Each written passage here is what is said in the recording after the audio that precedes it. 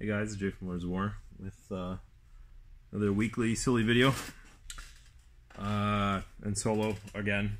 I know I promised that this would happen less often, but yeah, stuff comes up, and sometimes Chris and I can't be together. But anyway, we'll try and get that back on track again soon. Today's little video is kind of like I was thinking about it. There's just like a lot coming out this fall. Especially in the Games Workshop end. I mean, they've always got, you know, the max fire hose going. Today I'm next to a portion of my 40k wall. What do we got here? Wraith Lord. 3 Wraith Lords. That was a mistake. No, but for real, yeah. So we've got the preview coming. What do we got? 2 weeks? 10 days? No, it's next Wednesday. It's about a week. Where the GW is gonna, you know, give us the rundown for probably the rest of the year, and that's not really counting the like bunch of stuff that's been showed off recently. So I was kind of, you know, we've got this like 3-week window. Like if I go through my emails, like I know, you know, there's like 3 weeks worth of pre-orders at any given time that are like, you know, sliding forward. You know, one drops off, another one adds in, and everything kind of just moves down the line. So. And because customers sometimes ask me like, "Oh, is this thing out yet, or is this thing coming?" And I'm like, I have to check because it's, you know, it's recent in your mind because you saw it that it was coming up on the Warhammer community page, and then when is it actually going to be here, right? So obviously, some of the big ticket items that I don't even have dates yet are the new kill team, the Vespids, and the Tempestus Sounds, which is like super cool. Another, as always, we always love the deployment, or the way Kill Team or Games Workshop uses Kill Team to deploy these like fun new, I don't know, squads, redos of things. Things like the Mandrakes, the Night Lords squad, redoing what is it? You got like a Votan team, like just all kinds of stuff. And the Vespid are another brilliant looking squad that I think will sell. We're still waiting on when things like Night Lords and Mandrakes will be out on their own, things like that, because I think that's those are more kits that will just sell brilliantly on their own merit, just by being awesome models. I think some of those things should be further in the priority queue, to be honest, in my opinion, than some things that are, you know, coming out instead. But so we have that. And also everything that comes with it, like what is a new edition going to be? You know, they tried to cover a lot of ground in their article. I don't know, it looks good. Looks like they're going to try and make it easy for existing players to just onboard right away, and give new players another excuse to jump in. So that's going to be good. So I don't know. We don't have a date for that. I'm going to assume middle of September, I guess. And obviously we have Imperial Agents, I think, is this week, finally. That's cool. There's another wave of Old World Dwarves.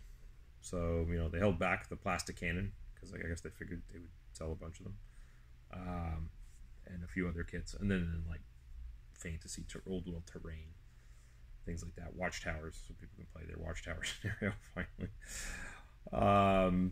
So that's just kind of like a mishmash release week, and then you have, what the heck is after that?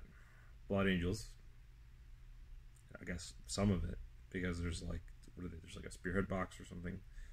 I wish they would stop using the word Spearhead so liberally. It means so many things now. Many years ago, that was the launch. That was kind of the box that came before the Codex. They were fiddling with that product in the early 2000s and early noughts, things like that. Now it's like, you know, now it's a type of AOS format. So, and the name of the box for those anyway. So there's, I guess, a Sanguinary Guard, new Sanguinary Guard and Sanguinary box they showed, which I guess will be a Wave 2 thing. Blood Angels is shaping up to be a solid release. Lots of very popular army. I think all of the, I don't know if there'll be Dark Angels popular, but all of the major chapter redos have been doing well. People really enjoy them. So that's just like what's, you know, slated in the next 3 to 4 weeks. which sounds madness, I guess. But I was thinking about it today, and we are often stuck in these conversations about like, well, what's going on with X game and that game, and is AOS 4.0 doomed? Is 40k struggling? Is something? And I'm like, it doesn't matter. It really doesn't, because we had Necromunda Secundus too. Anyway, that just adds to my point that all these games and products they're releasing, there are people who want them. Like, it's not like, for a long time it was, you walked in the GW and it was like, what are you into? And it was like, well, I either play 40k or I play fantasy or AOS. And, those were the main questions asked. And then, because we were in an era not that long ago where there was basically no specialist games on the wall at all. It was just, here were the 2 games you got to choose. And now it's the opposite. We have, 10 different games. I don't know, I'm just assuming, maybe more. And they all have releases, and the releases are all really cool. So what does it matter which one is like, which one is the dominant one? It's like they're all good, and they all have players and people that like them. Like when Necromunda Hive War Secundus was announced or released, I have a whatever, let's say 10 or so people that are interested in that, and they're like right away, hey, get me a copy, give me copies of the books, get me, when the crews come out, I need extras, spires and all these things. And you're like, okay. And then I won't necessarily hear from some of these guys for a while afterwards, but it's still business. Like, it's just like, cool, that's business I would have normally had, I would not had. And then even Old World Dwarves was a nice, didn't take much. It was just, I thought, it's not gonna be that exciting. It's Old World, one new model or whatever it is, which is a cool model. I think the dwarf shield bearer kit was amazing. But again, a half dozen people being like, I need this, I need war machines, I need books and cards and dice. And there's a certain genius there, because that little package of stuff for a retailer, it doesn't seem like a lot, but the dice, the cards, and the book are all limited. They're specialists. So people are like, and then these people are like, well, there's not a lot of stuff that I already have armies, I already got stuff, but I'll need the book and cards, and there's a certain like, well, this stuff is also going to last, for a long, long time. It's kind of like Heresy, like, it hasn't changed a lot since this current iteration. It doesn't need to. But that package of items can be like, I don't know, $150. Like, it's like, and it's like a slam dunk for us, because we just bring some in, we sell through it, and we move on with our lives. And then continuing, etc., with the other, and the next thing up is coming in the fall is going to be the Lord of the Rings stuff. So obviously, got a movie coming, got a second, and apparently, I don't know, more serious, exciting version of Rings of Power for season 2. I'm going to trigger a lot of people by saying I enjoyed season 1. I can't wait to read the Tolkien, people just writing paragraphs on how I'm wrong, which is fine. I thought it was entertaining. I thought it was well done, and I look forward to the next season of it. But so there's gonna be same thing, and this happened last year. There was I was really skeptical, and then new plastic troll and Witch King and Elrond and some of the terrain boxes. There's Gondorian buildings. Yeah, it all sold pretty well. Again, not enough to hold a permanent section, but you get your 5, 6, 7 items. Those people are all thrilled. Get a couple people nostalgia buy the starter box, that whatever it was, the one with the it's like a battle of the Skiliath, so it's got orcs and men and a few plastic. I think there's a plastic Faramir and stuff in there.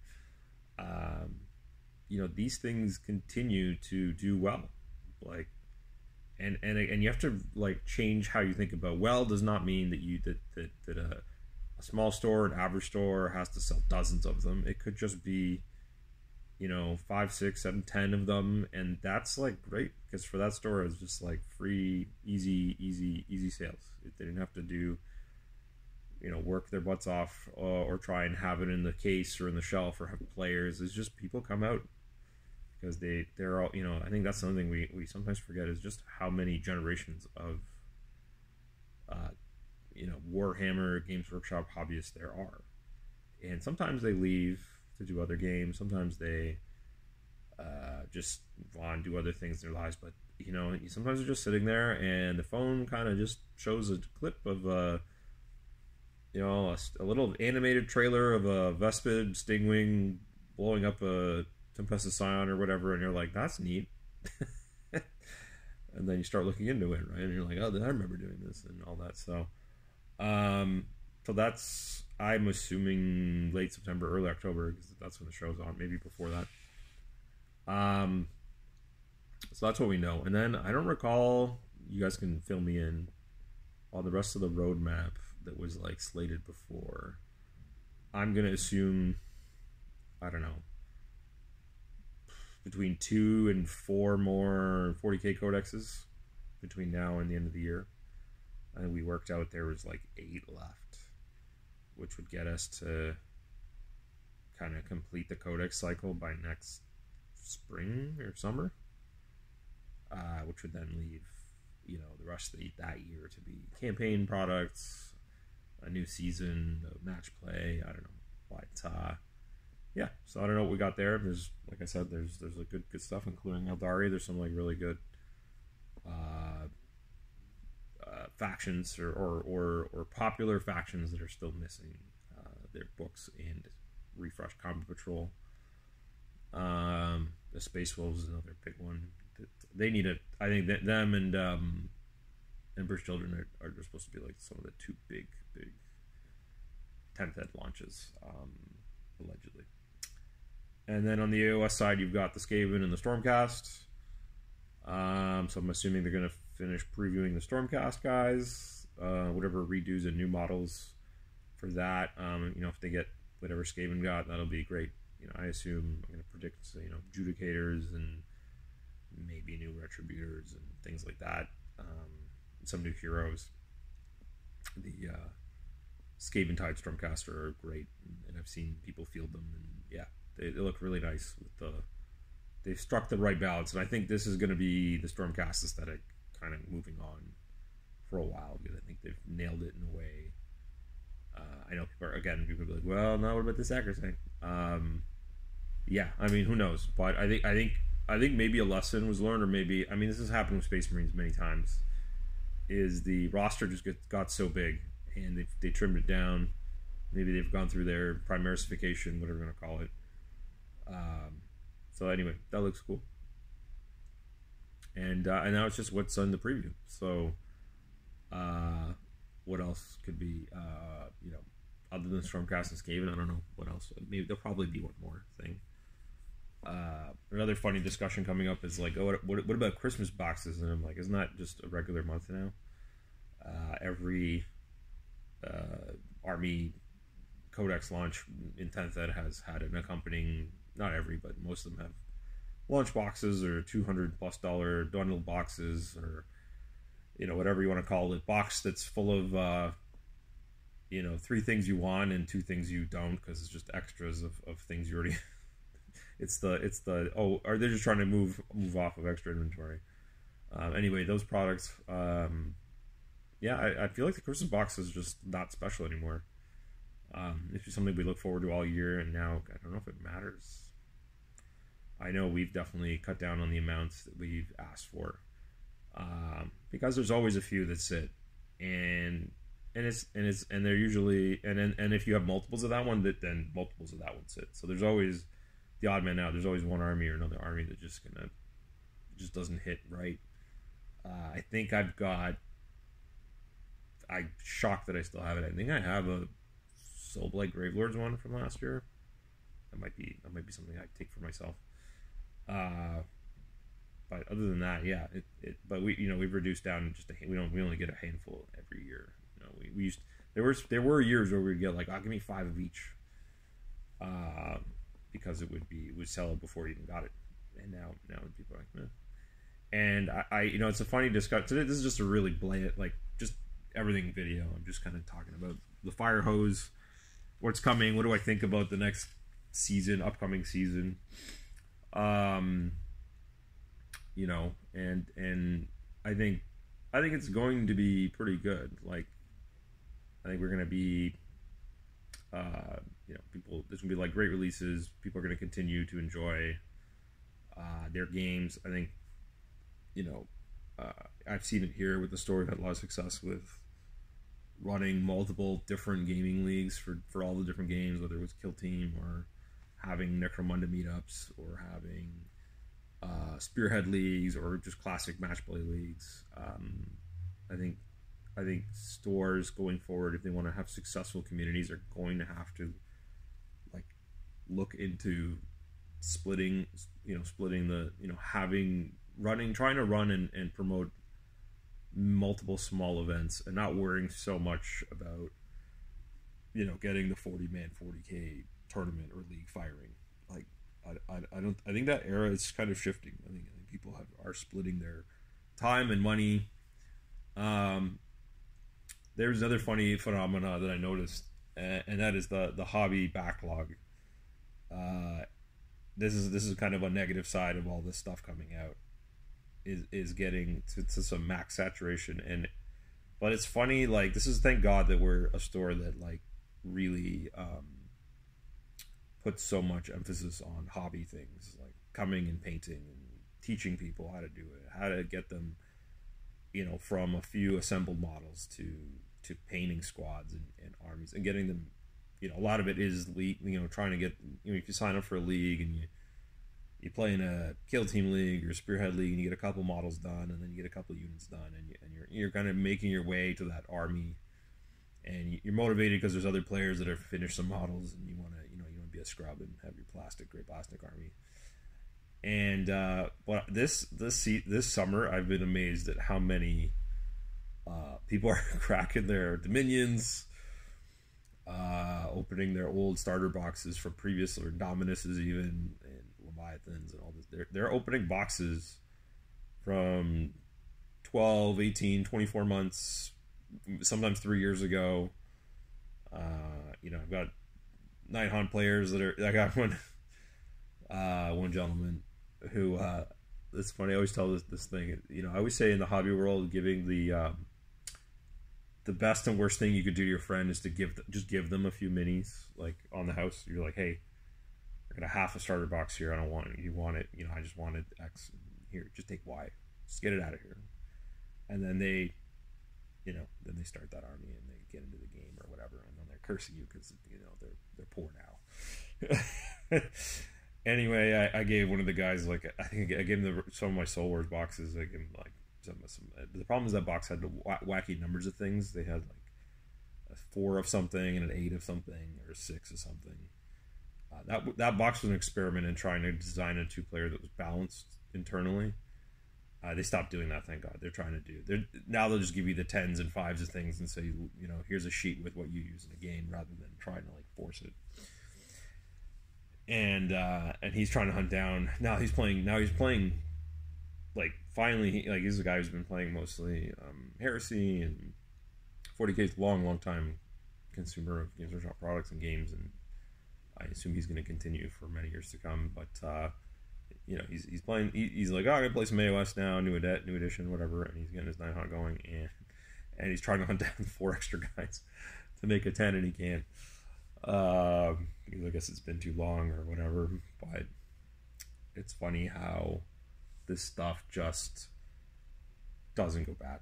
It's just like, you just dust it off and play with it. And I think that's food for thought for all the obviously popular notion to be doom and gloom or upset with how they package things, how they sell their products, the prices of things, and a lot of those arguments are valid. I'm not gonna say they're not, but the one thing for sure that I've seen time and time again is how much one of these things, like 5, 10, 15 years from now, can be just taken out and used. And I think sometimes models lose rules, but then they get them back, get rewritten, or you just do the thing that for some reason people forget about, is just use the models however you want. So you get too much of the internet chatter about like, wow, these models don't have rules anymore, I can't use them anymore, because they're assuming a tournament environment where there's like a guy behind your shoulder who's going to like disqualify you because you use this thing that's a Legends War Scroll, not this. And honestly, if you ever go to like even big events like an Adepticon will let anyone play, like quite literally. Like I've seen the most obnoxious proxies because they realize that it's like a communal thing. They're running a giant convention for toys. There's no money at stake for like, there's like no cash prizes or like no one cares, you know. I think there's like, you know, you can't bring a base with a little name tag on it, but generally speaking, you can basically use whatever as what, like I was, the conversions and stuff, like I played a lovely, really great game against a great guy this previous year, and his Stormcast army was so converted, like I didn't know what the heck anything was. But it looked awesome. He painted it super well. He had like non-metal stuff everywhere.